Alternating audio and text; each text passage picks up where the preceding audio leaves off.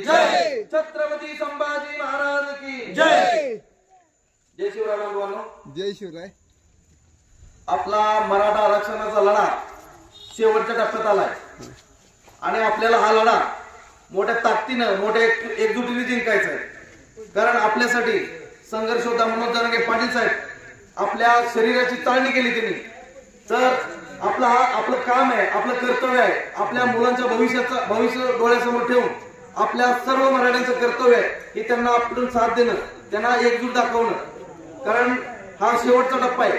या विधानसभेच्या अगोदर जर मराठा समाजाने ताकद नाही दाखवली तर मात्र आपल्याला परत हेच बोलतात ना, परत 5 वर्ष रॅली काढा, वाशिममध्ये घेऊन जा, परत सरकार फसवणूक करणार।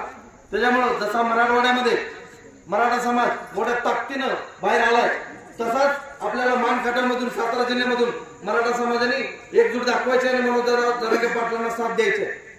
कारण आता ही लोकसभा झाली त्याच्यानंतर आपला मराठा समाज पक्षाचा नेत्यामध्ये विखुरला गेला।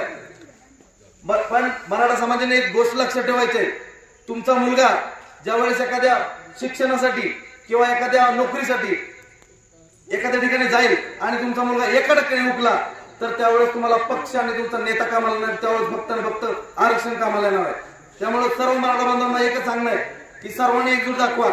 हे नेता पक्ष इलेक्शन हे आपल्या 5वीला पुजलंय। प्रत्येक 6 महिन्याला 1 वर्षाला 5-5 वर्षाला हे इलेक्शन येत राहणार, नेता येत राहणार, नेता पडत राहणार, नेता जिंकत राहणार। पण आपल्या मुलाचं भविष्य डोळ्यासमोर ठेवा।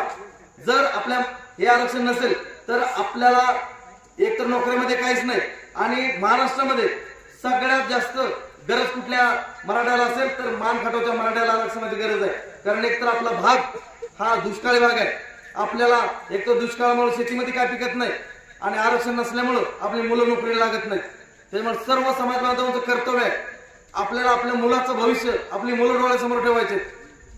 हे नेते हे पक्ष हे तर आपल्या 5वीला पोहोचलेत म्हणून यावेळेस फक्त एकजूट दाखवायचे। आपल्याला मराठा आरक्षणाचा लढा मोठ्या ताकदीने जिंकायचा आहे आणि एकजूटच त्याला पर्याय आहे। कारण तुमच्या पक्षाचं नेत्याचं 500, 1000, 2000 त्या मुलाचा ज्यावेळेस ऍडमिशन होईल त्यावेळेस कामाला नाही येणार, कारण तिथे लाखो रुपये फीज असते। त्यावेळेस 1-2 हजार आणि 500 रुपयामध्ये काही होत नाही। म्हणून सर्व समाज बांधवांना एकच विनंती आहे की आपला नेता पक्ष साईडला सोडा आणि यावेळेस फक्त एकजूट दाखवा। आता 13 तारखेपर्यंत आपण सरकारला टाइम दिलाय, बघायचं आहे उद्याची लास्ट डेट आहे काय होतंय। नसेल तर येणाऱ्या विधानसभेमध्ये सत्ताधारी सुद्धा किंवा विरोधक असू द्या सगळ्यांना धूळ टाकल्याशिवाय मराठा समाज गप्प बसणार नाही। कारण आपल्याला गेले कित्येक वर्ष म्हणजे 70 वर्षापासून आपल्या 70-75 वर्षापासून आपल्या समाजावरती अन्याय होते। आपल्याला पाठीमागचे जे सरकार होते त्यांनी आपल्या मराठा आरक्षणाचा मार्ग मोकळा नाही केला, त्याला न्याय नाही दिला, म्हणून आपण हे गेले 3 टर्म या सरकारला सत्तेमध्ये आणलं। तर असं लक्षात आलं की या सरकारने उलट त्या सरकारपेक्षा जास्त अन्याय केलाय। कारण आपल्याला 1 वेळा 16%, 1 वेळा 13% आणि 1 वेळा 10% हे न टिकणारं आरक्षण इलेक्शनच्या तोंडावरती समाजाच्या तोंडावरती थोपलं गेलं। म्हणून सगळ्यात जास्त रोष या आताच्या सध्याच्या प्रस्तावित सरकारवरती आहे। म्हणून प्रस्तावित असो किंवा विरोधक दोघांनी सांगणार, विरोधक मध्ये जे बसलेत विरोधामध्ये त्यांनी पण आपल्या नेत्याला सांगावं की बाबा मराठा आरक्षणाच्या प्रश्नावरती आवाज उठव। जर तुम्ही कालच्या सारख्या मीटिंग मध्ये आला नाही तर मग मराठा समाज तुम्हाला दाखवून देईल की या विधानसभेमध्ये तुमचे पण काय हाल होते। आणि सत्ताधाऱ्यांना सांगणार गेले 10 महिने झाले लढा सुरू आहे, तुम्ही 6 ते 7 वेळा आम्हाला मराठा समाजाला फसवले।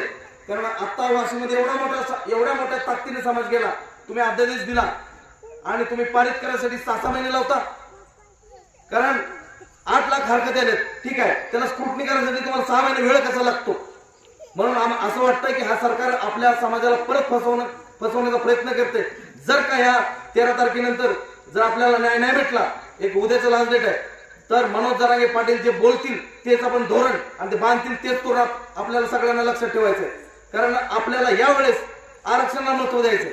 बाकी पाणी, रस्ते, रोड हे तर बनतच राहील, 70-75 वर्ष बनतायत आणि ते बनत राहतील। पण आम्हाला आता सध्या आमच्या मुलाचा प्रश्न इम्पॉर्टंट आहे। कारण मान तालुक्यामध्ये आपणच 1,80,000 आहोत। तर प्रत्येक सरकारने विरोधकांनी सगळ्यांनी धास्ती घालली पाहिजे की मराठा एकवटला, मनोज जरांगे पाटलांच्या नेतृत्वाखाली जर मराठा एकवटला तर 1 हाती सत्ता मराठा समाज आणू शकतो। म्हणून आपल्याला कोणाची भ्यायची गरज नाही बिलकुल। आणि मनोज जरांगे पाटलांनी सांगितले की गावगाड्यामध्ये आपण एक एकत्र ओबीसी समाज असू द्या, इतर समाज बांधव असू द्या, आपण सगळं गुणागोविंद जसं पहिल्यापासून नांदतोय तसंच नांदायचंय. कारण आपला लढा हा सरकारसोबत आहे, कुठल्या जातीपातीसोबत नाही. त्याच्यामुळे कुणी गावामध्ये अजिबात विरोधपात करायचा नाही कोणासोबत, कारण आपला लढा सरकारसोबत आहे.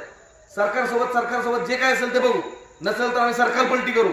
आमच्या म्हणून जरांगे पाटलांच्या नेतृत्वाखाली बहुमताने सरकार आणू. कारण एवढ्या आपल्या पूर्ण महाराष्ट्रामध्ये मराठा समाज एवढ्या मोठ्या ताकदीने उतरलाय. त्यामुळे सगळे लक्षात ठेवायचे, यावेळेस फक्त माघार नाही घ्यायची. काही होऊ द्या, कोणी येईल, काही बोलेल, काही बोलू द्या, काही. यावेळेस आता तुम्ही मला सांगा, विठ्ठलाच्या मंदिरात जाता, कुठेही जाता, तुम्ही देवाला ज्यावेळेस नमस्कार करता त्यावेळेस काय बघता? देवाकडे एक बघता की माझ्या कुटुंबाला सुख समृद्धी लाभू दे, माझा मुलगा हाय शिक्षण घेतो, त्याला उच्च पदावरती जाऊ दे, एवढंच बघता. काय बोलता माझा नेता पक्ष मोठा होऊ दे? बिलकुल नाही बोलत. त्याला लक्षात ठेवायचं. त्यावेळेस 500, 1000, 2000 अजिबात व्हॅल्यू द्यायची. यावेळेस फक्त ज्यावेळेस इलेक्शन येईल त्यावेळेस फक्त डोळा मिटायला आपला मुलगा सुसमोर दिसला पाहिजे आणि आरक्षण समोर दिसलं पाहिजे. जर या सरकारने नाही दिलं तर मात्र यांच्या टांगा पलटी करणार.